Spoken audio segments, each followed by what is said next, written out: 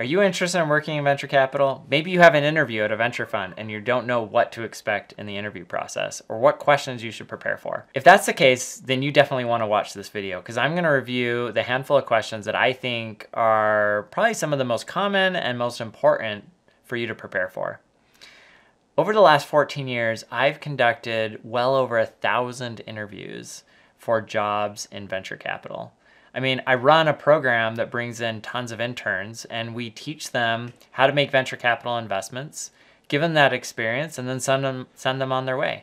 Many of whom will go and work at venture capital funds. So in this video, I'm going to cover the top 5 questions and I'm going to save the best for last. So make sure you stick around to the end. One of the most common questions that you'll get is, tell me about a deal that you're really interested in. Now, the venture fund or the interviewer is probably going to be testing you on a lot of different layers in this question. I mean, if you think about it, in order to answer the question well, you need to demonstrate a working knowledge of what is venture capital, the types of deals that VCs like and that are fit for VC. They're also going to test you on your knowledge of what's really hot and cool in the market these days. Or another way to think about that is like, where are the undiscovered opportunities and what does the future look like, right?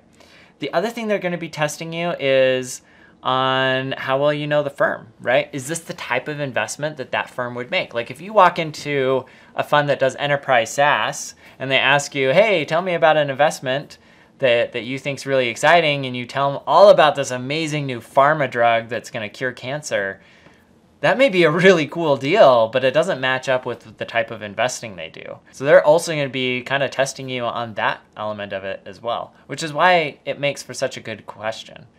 My recommendation is if you are like really passionate about venture capital and entrepreneurship, you should be out there. You should be talking to people. You should be reading articles and magazines. And you should already have in your mind a handful of deals that you think are really interesting and be able to articulate why they're interesting. You know, why they have the potential to not just be worth hundreds of millions of dollars, but potentially have the ability to become a billion or multi-billion-dollar company that could generate a huge return for the investors.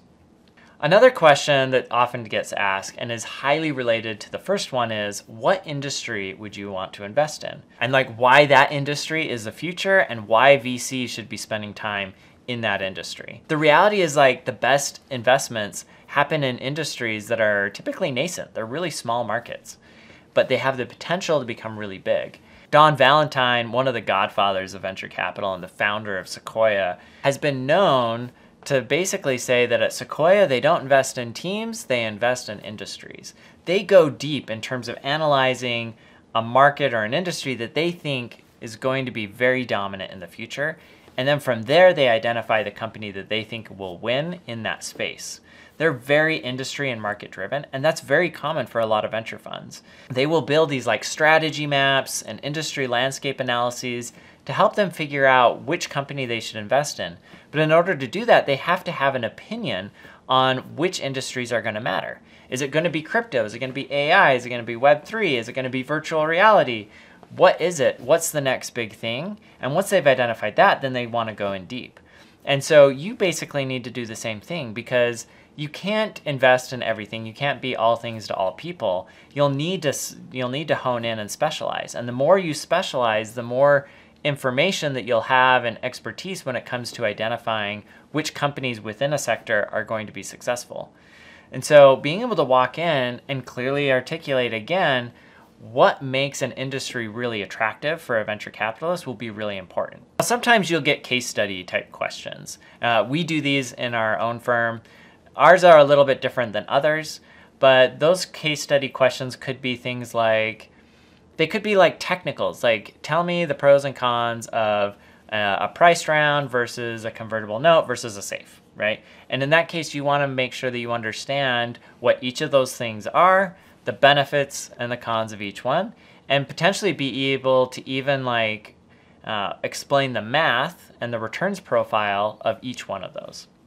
Another one that I think that is a really interesting case study question is if a VC lays out like a general startup and then challenges you to come up with terms that you would offer in the form of a term sheet back to the company. So they could come to you and say, I've got a business that is generating $3 million in ARR. The founder is a repeat entrepreneur. This is their third startup, and they've exited their prior 2 startups for pretty good valuations in the past.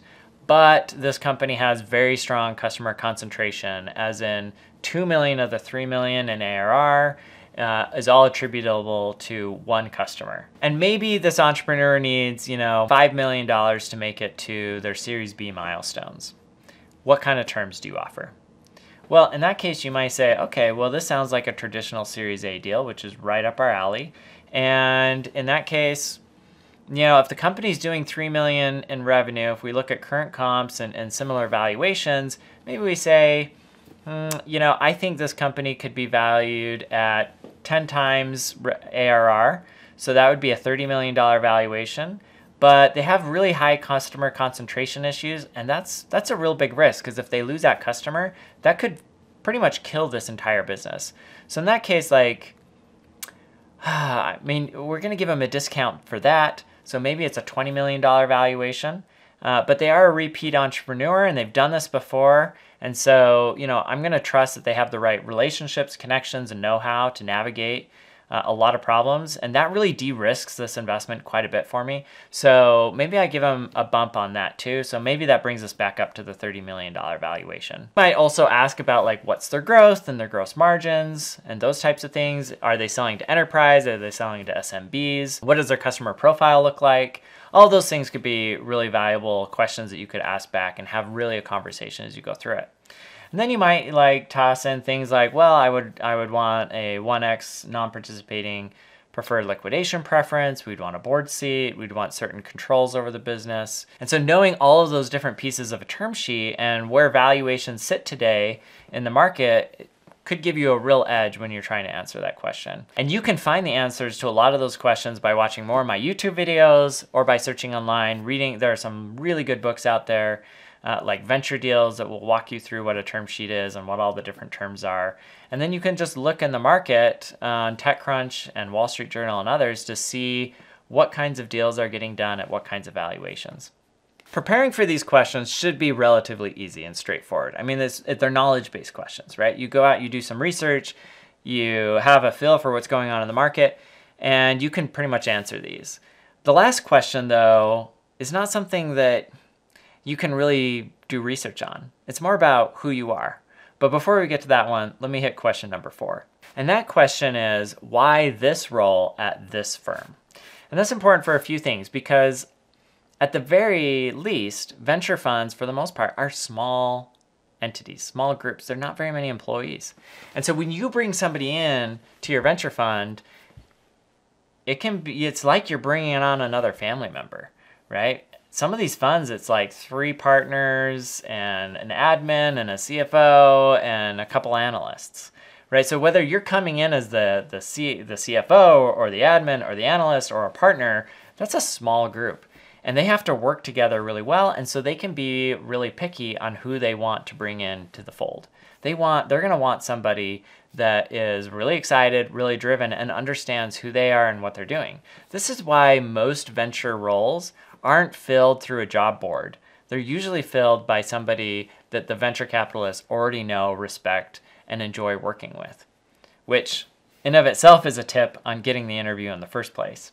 But when you're answering that question, one, you want to make sure that you can explain why the role that you're applying for is really the right role for you and why you're excited for it.